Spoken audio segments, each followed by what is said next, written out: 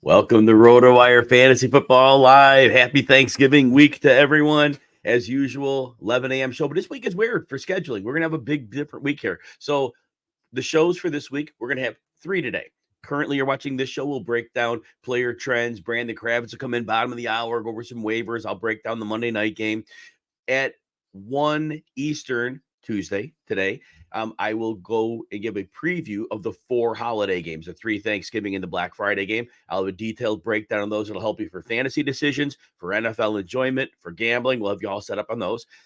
And then 5 Eastern today, Tuesday, we'll have an early start sit because we're going to have 8 teams playing over the holiday. And some people are going to go start sit questions, and a lot of them are going to be too late. Then we won't have any other shows until Saturday and Sunday. We'll do our normal DFS show on Saturday with gambling with John Ryan. And the Sunday we'll have another regular start sit stream. So be ready for all that. But just want to get everybody up to speed on that. Again, thank you for hanging with me. Appreciate that I'm part of your routine. And let's break down Monday Night Football.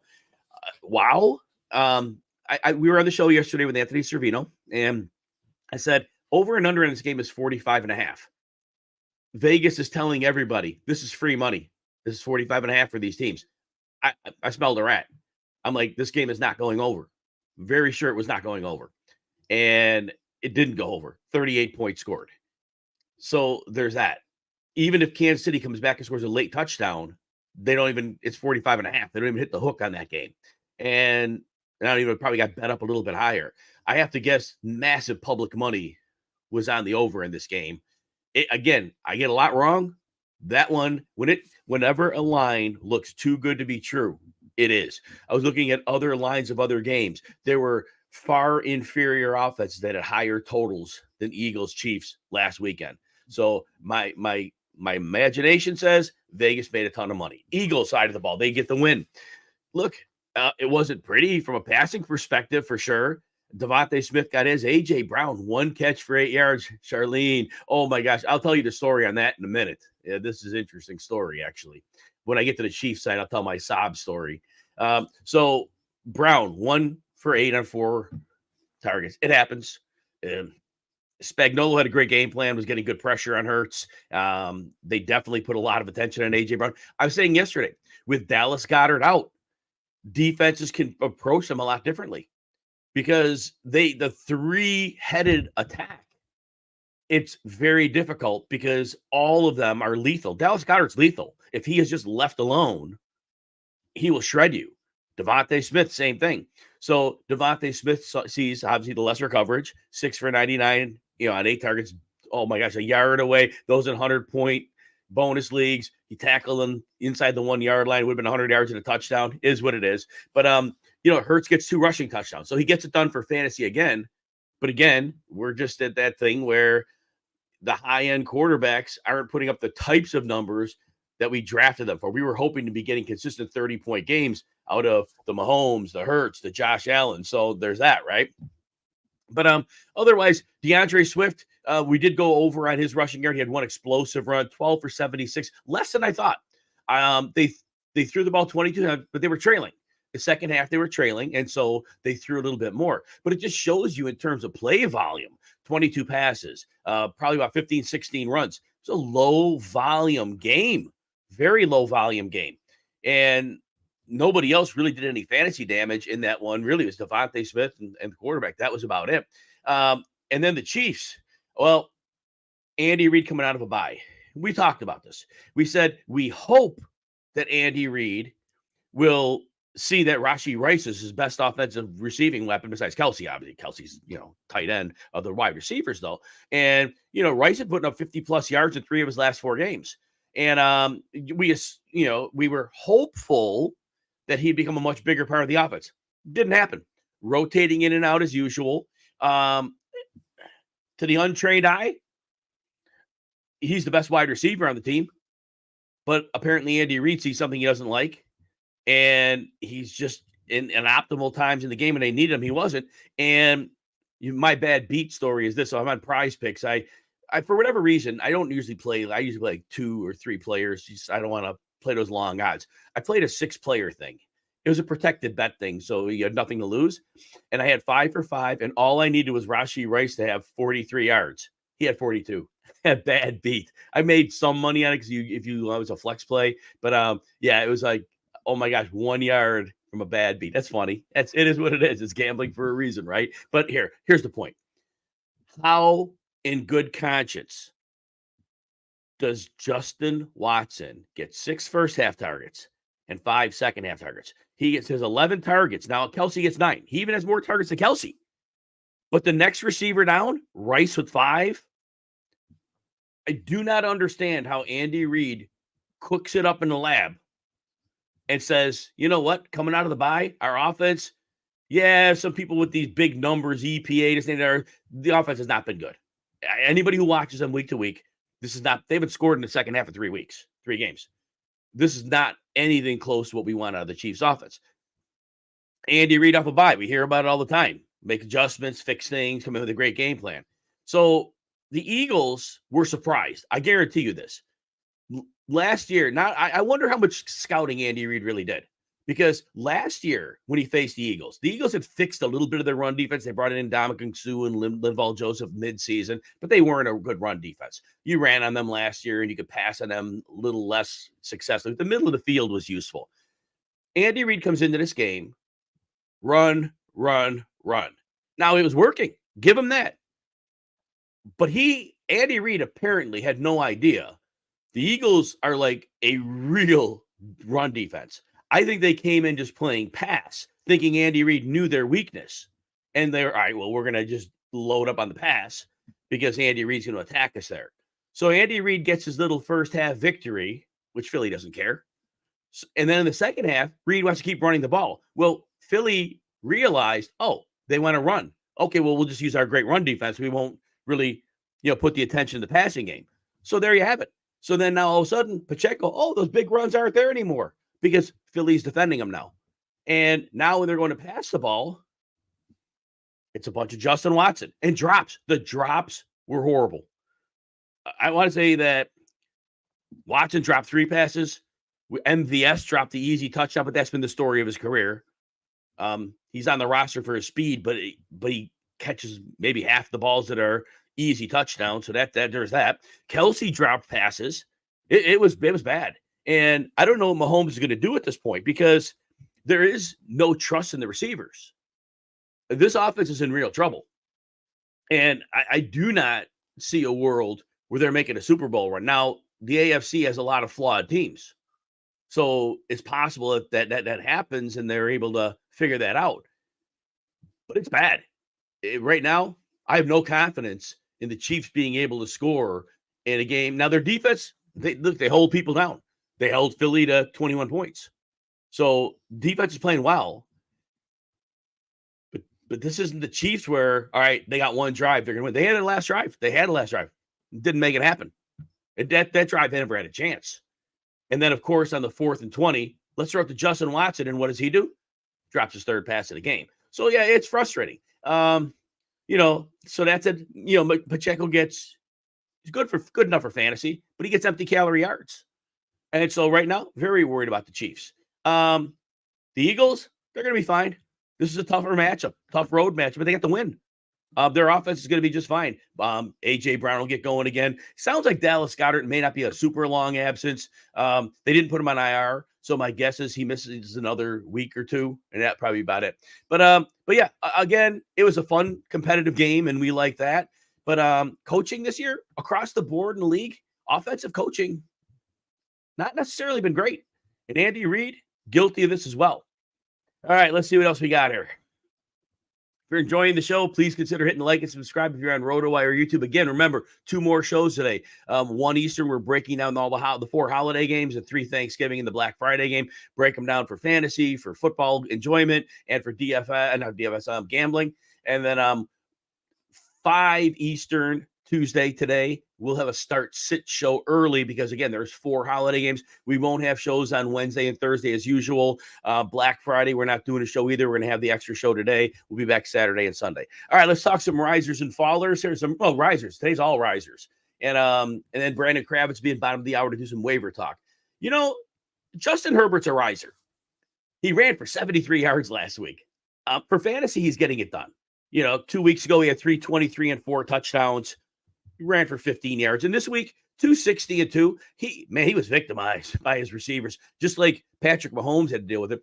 Keenan Allen had 2 drops inside the 2-yard line.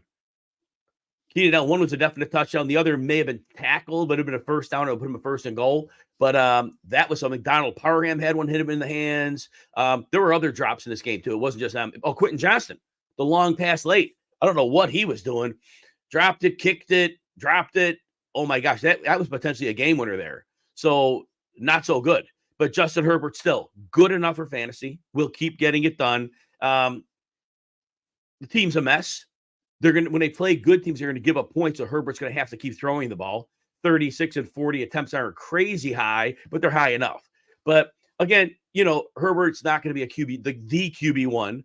But again, where you drafted him, you're getting about what you needed from him. High floor almost every week. Potential ceiling games. He had a 4-touchdown game 2 weeks ago. So the ceiling's still there too. And he's, not looking at numbers, he's probably top 4 or 5 quarterback of the season. And so no complaints. But he is rising because the perception is that it's not going well. And how do I not, again, at least give CJ Stroud another mention? Because he does it differently every week.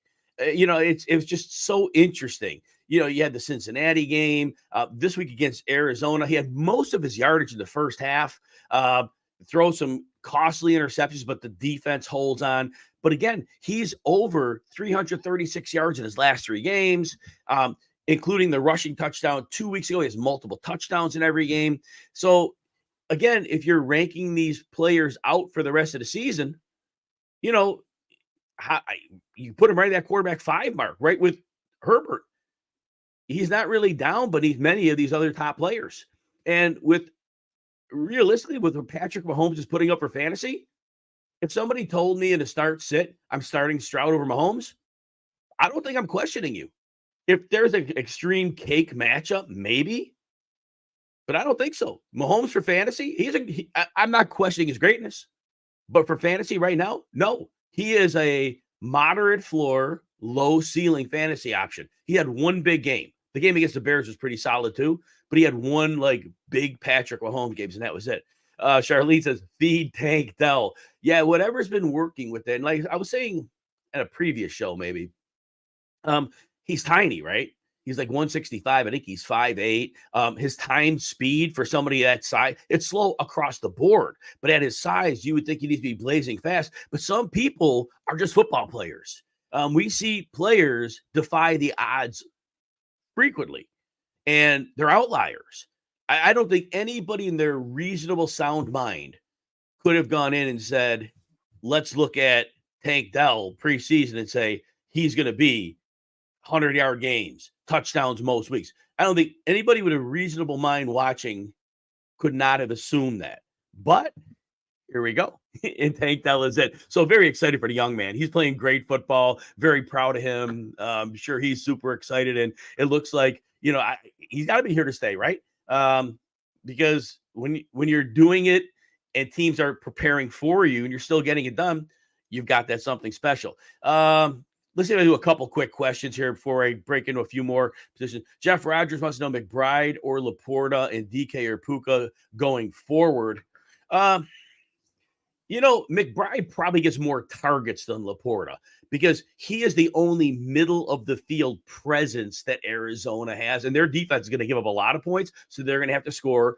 Laporta is obviously outstanding, but sharing the middle of the field with Amon-Ra St. Brown, it does cut his upside games where McBride is really having upside games. So I'm probably going to give, because of the situation as I outlined it, McBride probably gets the slight edge there.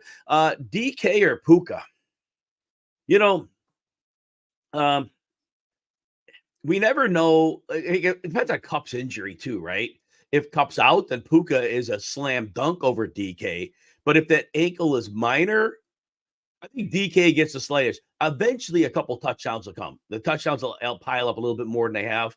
I'd give DK a slight edge. But if Cup's going to miss 2 to 3 weeks, and we don't know, it says a low ankle sprain, but as of today, if it is a low ankle sprain, I give Puka the edge. But if it's anything more serious, that's it. And like I said, Charlie, but actually, Charlie, I did end up on the week winning. So props wise, I'll make this quick too. So the first 9 weeks of the season, I was doing my normal research, but I was really going more numbers based. And then the numbers were taking the prominence. My insight was taking a secondary role. And the props, I was 53%. It was over break even. And barely. But most of the weeks were like, I had a bunch of like 500 weeks. And finally 2 weeks where I'm like, you know what? This is dumb. I know football. I know the numbers. I'm going to put my analysis first and then refer to the numbers and make that the priority. Well, and I also increased the number of props that I played. So I had a 7-4 week in week 10, a 10-4 week last week. So now that's going to be the formula going forward, because ultimately you've got to go with your strengths. The numbers are fine, but people play the games, and there's so much variance in football. It's understanding the people on the field and how they intermix. Then the numbers are always a good reference check. So the numbers are important, but the numbers never tell the story. Because if that was the case, everybody would be in contention for the Millie Maker every week, right? But it's not that way. Uncle Ted, Robert Woods, the lack of a downfield element. He's a good possession receiver. Got to get some targets. Noah Brown's not supposed to be a long-term absence. I have to think that Noah Brown cuts into Woods a little bit. But Woods is a nice floor play. You're not going to get much yardage consistently out of him. He'll get an occasional game. He'll have the occasional game with that. But just not much explosiveness left at this point. But yeah, I mean, if you need to flex him in a deeper league, yeah, definitely can do that.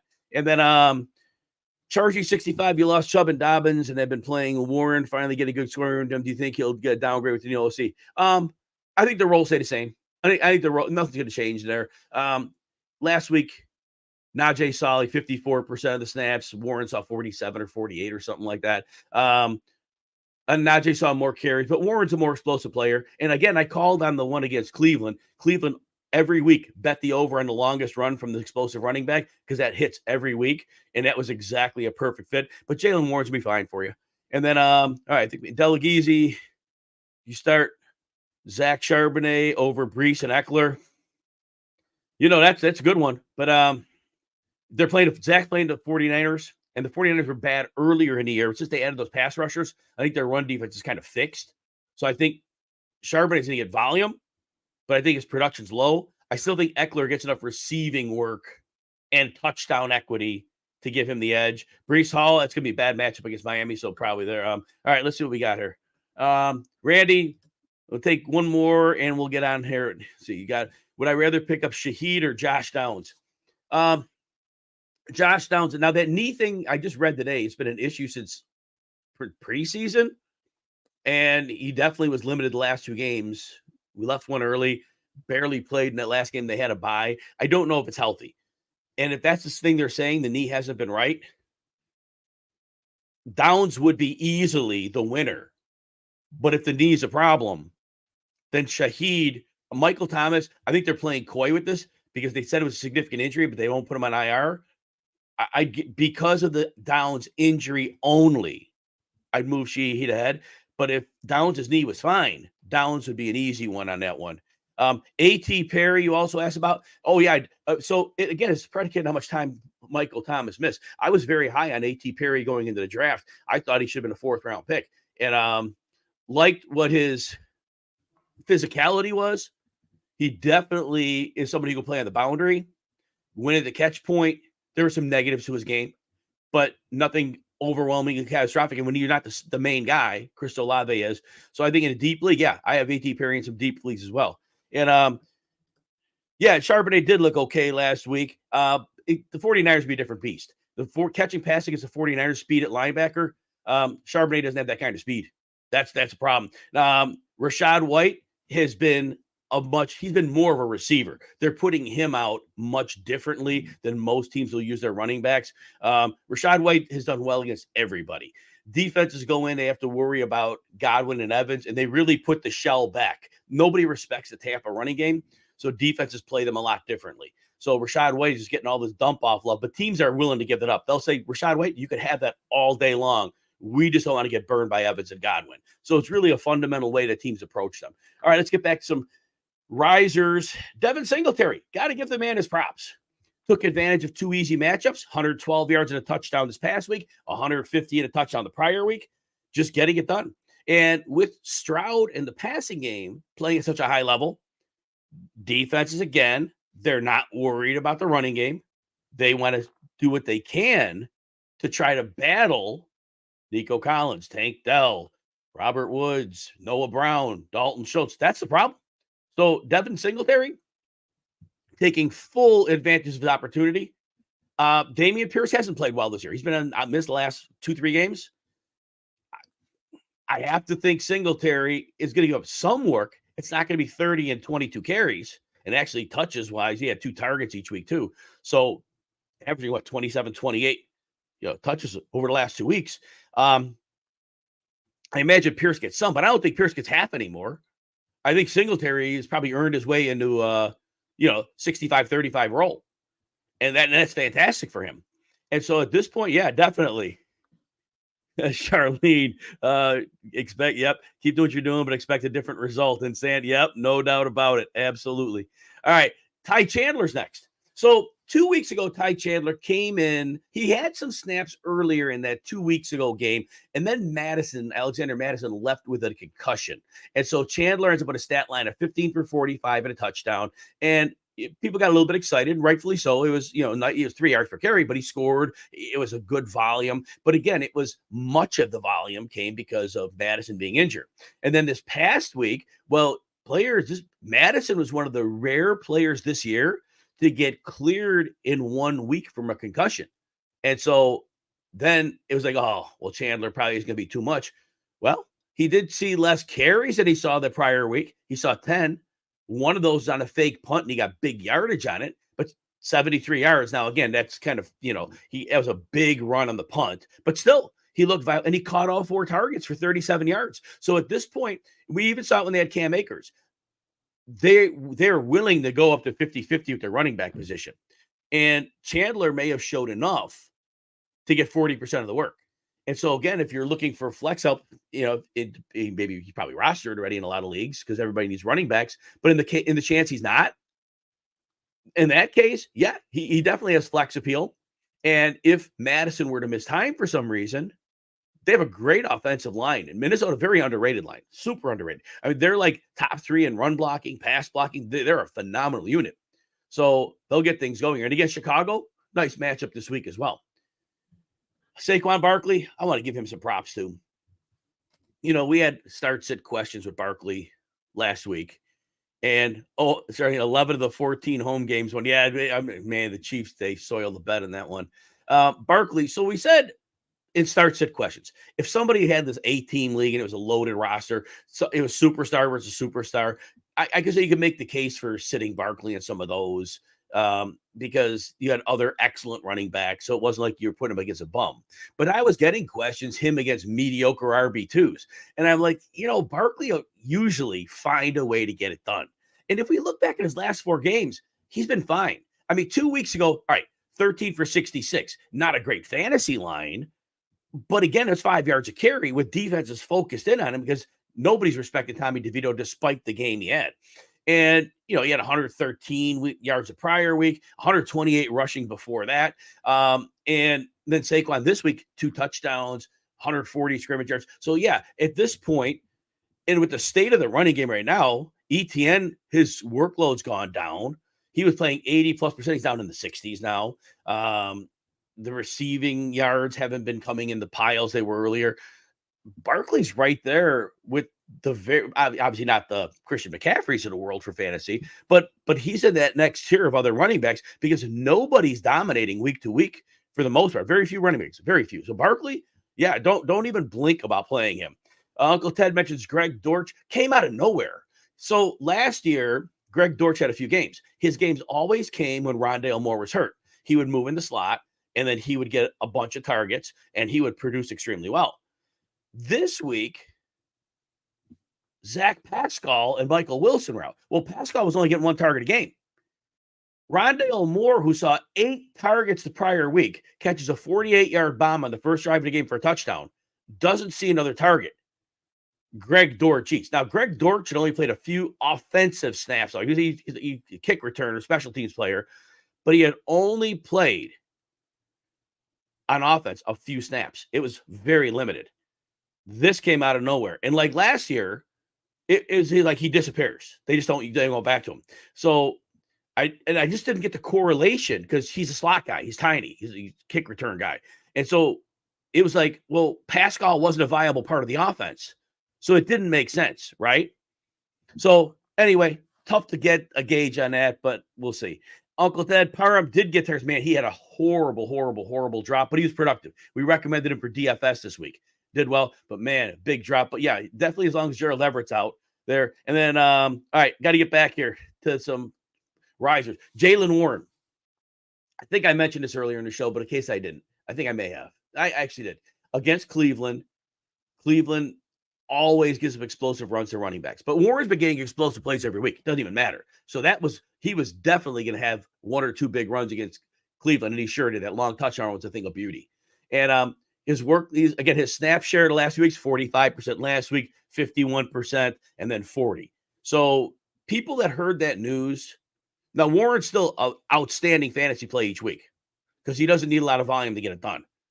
But that report came out that he was told he was a starter. Here's what happened. I just want to make sure everybody understands this. So what happened was, not this week, but the prior week, what happened was over the intercom, they announced both Jaylen Warren and Najee Harris as the starter. They didn't announce George Pickens. Pickens probably just did them a solid. Make sure they get their names on the intercom. The workload has not changed. But that said, Jaylen Warren is getting it done every week. Nothing changes with Matt Canada. They're not the offense. You can't redo an offense anyway, and at this point, your play calling could be a little different. Probably not a whole lot otherwise. Jaylen Warren is a strong RB2 going forward with some upside. Gus Edwards, the touchdown streak has been incredible. I believe it's 5 or 6 games. Over half of those games, multiple touchdowns. John Harbaugh finally figured out, because he was not giving him all the red zone work earlier in the year. It was ridiculous. They were giving red zone work to Justice Hill. And I'm like, Harbaugh, are you crazy? Gus Edwards is like a beast. Why would you not give him the ball at the goal line? Well, something happened and they figured it out, because now the Ravens are getting in scoring position all the time. The yardage is always nerve-wracking because the carries aren't high. He did have a 19 carry game 4 weeks ago, but they had a 5, an 11, a 12. So what he is because if he doesn't get a touchdown, he's a flex. But when he gets you a touchdown, he's an RB2. When he gets you 2 touchdowns, obviously he's flirting with RB1 status. So basically, based on where you drafted him, hopefully you can use him as at least a flex, because if he doesn't score touchdowns, it is problematic. So just kind of get that, right? So, but otherwise, wheels up for Gus Edwards. And guys, I'll be doing a start-sit show today at 5 Eastern to go over any questions. I got a couple more things to cover. Brandon Kravitz is coming in for waivers. Maybe at the end of the show, I can have a minute to touch on, but I know other people need this channel open. There's a couple important things going on at RotoWire. And remember, at 1 Eastern today, Tuesday, I will go break down all the 4 of the holiday games to get you all set. Samaje Perine, quick word on him. So about 5-6 weeks ago, Jaleel McLaughlin was a thing. His snap share went up to like 33%, and Samaje Perine fell into the dumper, like 17, 20%. Well, things turned back around. They're going back to Perine now, and with Perine, 3 targets 2 weeks ago, caught 3 for 34. Last week, caught all 7 for 60.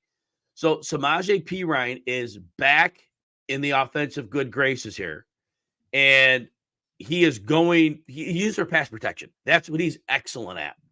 And he's going to see work. So he's a desperation flex because he gets 1 or 2 carries a game. That's it. And if he does, he's like caught all 10 of his last targets. And that doesn't always happen. And so desperation flex and PPR only. If you're not in a PPR league, then Samaje Perine is not really viable.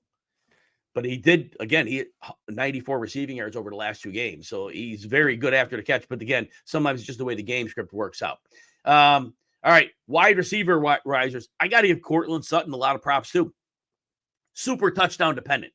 People were asking me start-sit questions about him last week, and I was pointing out, yeah, he had the 11 target game 2 weeks ago, but he usually it's 1, 2, 4, 5, 2. The targets have been most games, they're very low. But he gets it done. He scored 8 touchdowns this year already. And so it's a beautiful thing. And can you predict the touchdowns to continue? Maybe. He is their guy in the red zone. Russell Wilson clearly trusts him. Last year, we loved the matchup of Sutton for Wilson because we thought he was a perfect fit for Wilson's skill set. And that didn't work out. So there was that. Brandon Kravitz, welcome in.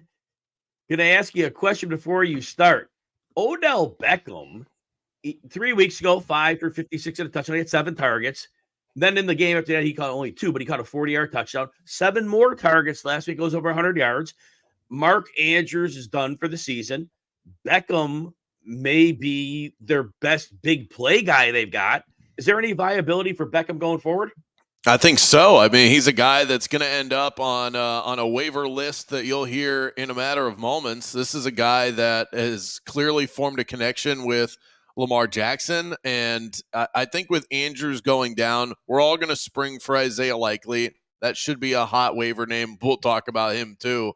But I really think it's going to be a tick up for those wide receivers. Zay Flowers' role seems to be nice and carved out in that offense, but I think Odell Beckham Jr. could be the guy that ends up rising up the ranks. Same thing with Rashad Bateman. Zay Flowers was already rostered, but I think all 3 of those guys should be rostered across the board. So that was a tease for you because Brandon Kravitz is coming to talk waivers, and we got one of them out of the way early. But Brandon, here's every Tuesday, so look forward to that. We'll talk about Brandon's work at the end of the show. Let's start with quarterback. Who are a couple quarterbacks you like this week, Brandon? Yeah, let's look the way of Jake Browning and Baker Mayfield. So Browning is not going to be Joe Burrow, not going to sell him like that, but I think that he can have some fantasy viability here, especially if you relied on Joe Burrow as your number one guy. You're scrambling to figure out who's next. Just get the guy that's replacing him. He's still in an offense that's comprised of top stars like Jamar Chase, T. Higgins, Joe Mixon. I mean, he's got guys to throw the ball to here. He scored 12 fantasy points in limited time on Thursday against a really good defense. So I'm thinking like next man up mentality. Baker Mayfield, somebody that's kind of been in and out of fantasy lineups all year. I actually think there's another name that I would even target ahead of Baker just because his downside is his upside is so limited. We see about 230, 250 passing yards and a touchdown or 2. Gardner Minshew is somebody that I think could end up on your waiver wire. He had a bye last week. This is a really good time to pick him up.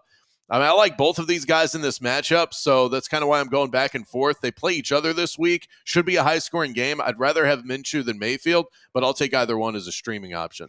Hey, I tell you what, Brendan, on a side note, in these super flex leagues, my third quarterback in every one of those leagues is Baker Mayfield, and he has saved my skin because I've had injured quarterbacks. I've had Deshaun Watson issues, and super flex leagues, man, I am just so fortunate that Mayfield worked out for me because nobody wanted him, rightfully so. Right. But like you said, Jake Browning, Baker Mayfield, and also Gardner Minshew. Good job on those as always. Like those ads. Brandon, how about running back? Give us a couple options.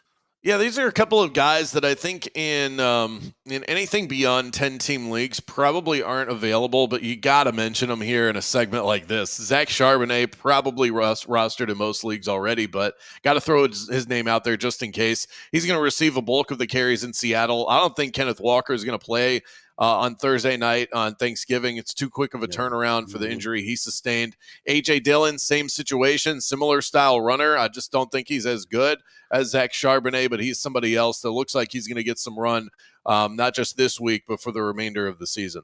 Now, for people in very deep leagues, so in the Packers backfield, when Aaron Jones is out, they activate Patrick Taylor from the practice squad. Now, Emmanuel Wilson got hurt last week, but like you said, Dillon's the pickup for 100%, no questions. But if you're in a super deep league and you are desperate for a running back, he might only get 4 or 5 touches. But there again with a Thursday game, I just want to throw that out there because he's not even on the depth chart.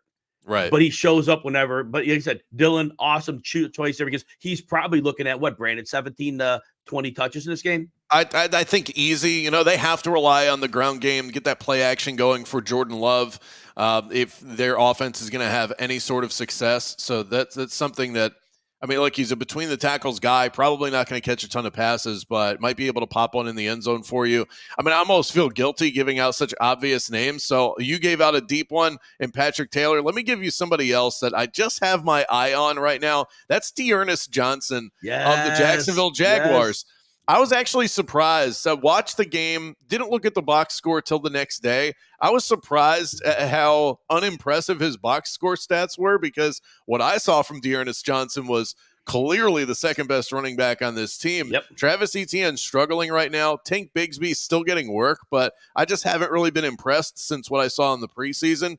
D'Ernest Johnson looked like their toughest runner on Sunday. So, I mean, maybe he's the handcuff, or if Travis Etienne continues to struggle, he'll get more work. 16 carries between Johnson and Tank Bigsby. And Johnson, to me, looked like the better running back.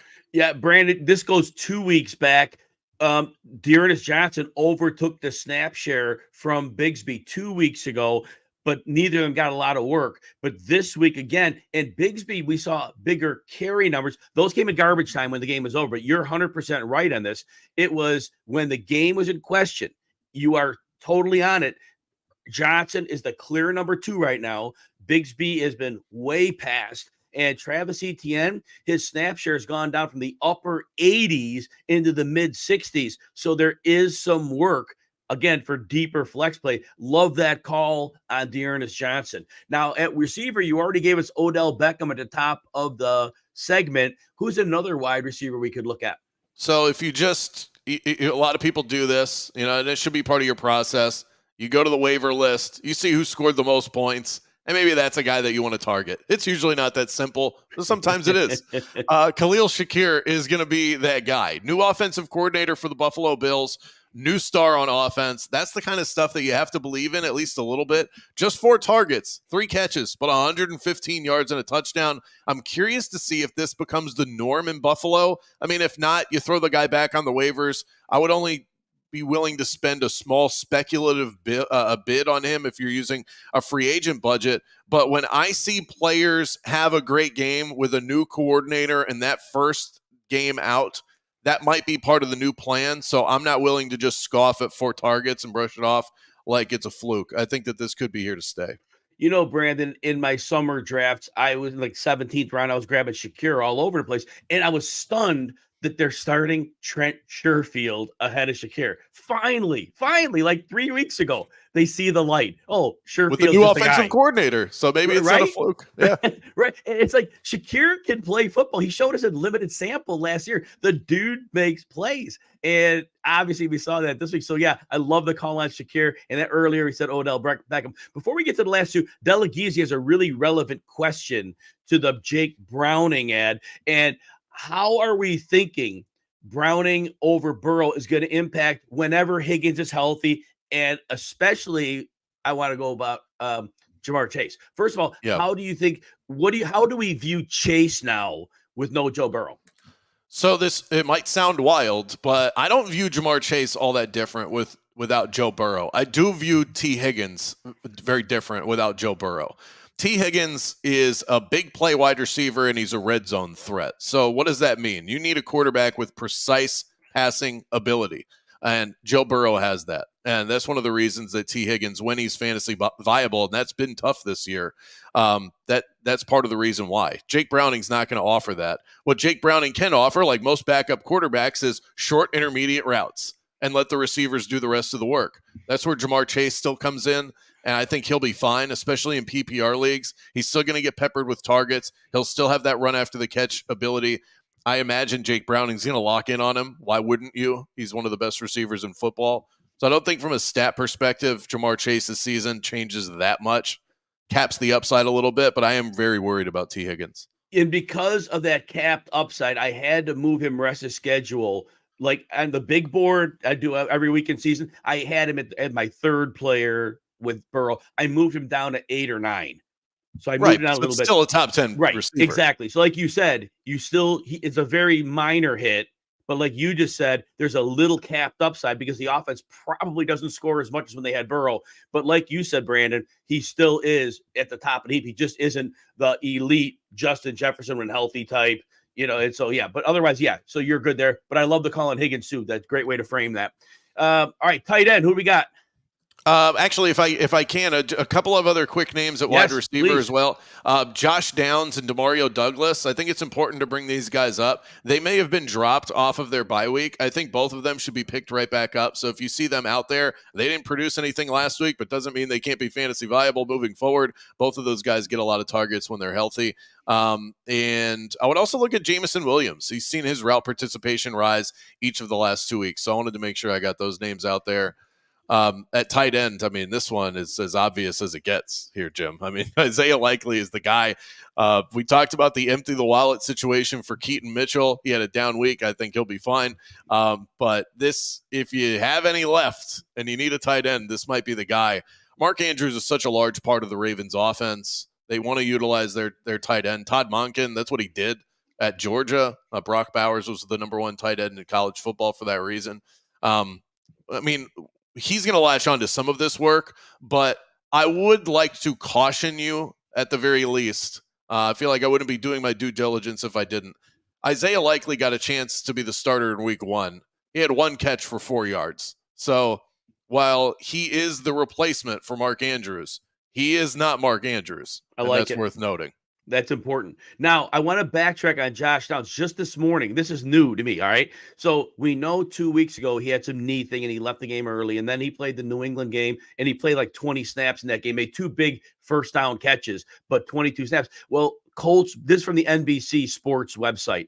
Colts beat writer Nate Atkins wrote that Josh Downs' knee injury has been an issue since organized training activities in the spring. So he's been gutting it through. I still agree, definitely an ad. But if you immediately see that there's issues coming out of the bye, it could be due to that. I just want to add that in because something I just learned like literally 30, 40 minutes ago. I just want to share as well. But the pickup advice is obviously great.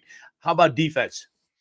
Let's look the way of the New York Giants. Love the way Kayvon Thibodeau has been creating pressure as of late. I might be chasing a bit with this one, but the Giants defense was on the money this past week against the Commanders. 3 picks, 3 fumbles forced, 4 sacks, and a touchdown. I mean, you can't ask for anything more from a DST. Probably unrealistic to ask them to do that again, but if they're ever going to do it, it's against the Patriots, who ranked 30th in offense in the NFL.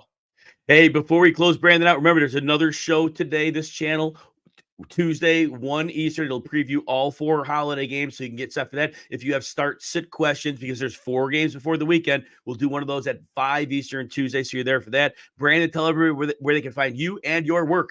At Brandon Kravitz, you can find me across all social media platforms, Twitter, Instagram, TikTok. Love to chat with everybody who is a subscriber, a fan of all things RotoWire. And then 5 days a week, you can catch me in bite-sized form on the Fantasy Bites podcast to give you all the info you need for that day in the NFL, NBA, and eventually we'll get to Major League Baseball as well. Fantasy Bites podcast, all part of the RotoWire podcast network. Brandon, thanks for dropping knowledge all season to this point. Happy Thanksgiving to you and yours, and we'll see you next Tuesday. For Brandon Kravitz, I'm Jim Coventry. Have a great week, but I'll be back for more shows today.